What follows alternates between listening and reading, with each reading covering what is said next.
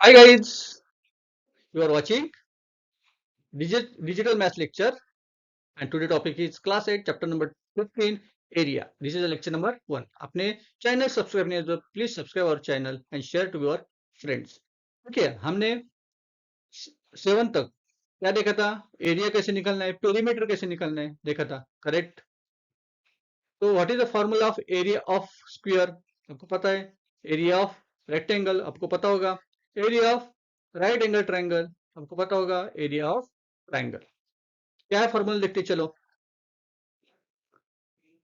Area of square equal to side multiply side और side square. Area of rectangle equal to length multiply breadth, length multiply breadth. Area of triangle equal to 1/2 multiply base multiply height. And area of right angle triangle equal to 1/2 product of sides of making right angle triangle. मतलब जो right angle triangle create कर रहा है उसका उसके side जो होते हैं, दोनों साइड, ये साइड और ये साइड, इसको क्या बोलेंगे हम लोग?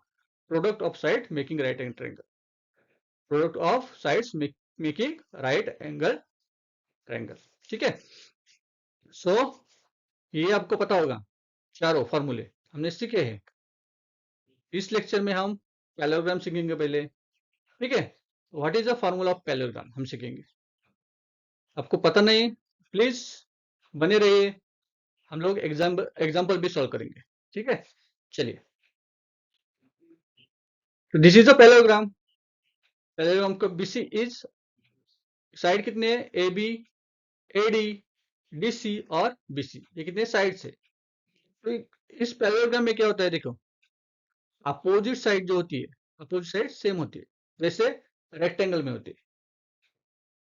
और ए बी और डी सी ऑल्सो सेम. ठीक है, ए बी और डी सी सेम होगी. और ए डी और बी सी, इनकी लेंथ सेम होगी. ठीक है. लेकिन राइट एंगल ट्रायंगल में जो एंगल होता है वो 90 डिग्री एंगल होता है. आपने सीखा होगा, जो एंगल होता है वो 90 डिग्री होता है, लेकिन पैरेललोग्राम में 90 डिग्री एंगल नहीं होता. यही उनका डिफरेंस है. दोनों में डिफरेंस क्या है? तो उनका एंगल डिफरेंट होता है. ठीक है, चलिए देखते हैं एरिया ऑफ पैरेललोग्राम क्या है. Area of parallelogram, area of parallelogram से फॉर्मूला क्या है? Area of parallelogram equal to base multiply height, base multiply height. ठीक है. तो हम लोग अभी क्या सीखेंगे? सम और प्रॉब्लम लेंगे. चलो एग्जांपल लेते हैं. हमारा फॉर्मूला याद करके रखो. Area of parallelogram equal to base multiply height. First example, if base of parallelogram is 8 cm and height is 5 cm, then find its area. Area को फाइंड करना है. कैसे करेंगे एरिया फाइंड? सॉल्यूशन क्या है हमारा? तो formula of parallelogram is base multiply height. So लिखिए चलो. Solution area of parallelogram is base multiply height. क्या क्या दिया है हमें? बेस दिया 8 सेंटीमीटर, हाइट दिया 5 centimetre. Put the value 8 multiply 5. 8 multiply 5 equal to 8 5 are 40. 8 5 are 40. So area of parallelogram equal to 40 square centimeter. हम किस में यूनिट क्या है हमारा? Square centimetre. बराबर है. हमें यूनिट सेंटीमीटर में दिया है, इसके लिए स्क्वायर सेंटीमीटर लिखा है. जब यूनिट मीटर में दिया है तो हम क्या लिखेंगे? स्क्वायर मीटर लिखेंगे. जब किलोमीटर में दिया तो स्क्वायर किलोमीटर लिखेंगे. ये याद रखना है हमें. हमें यूनिट लिखना ही है. ठीक है, इसको भी मार्क्स होते. चलिए चलो देखिए. Second example is exercise 2.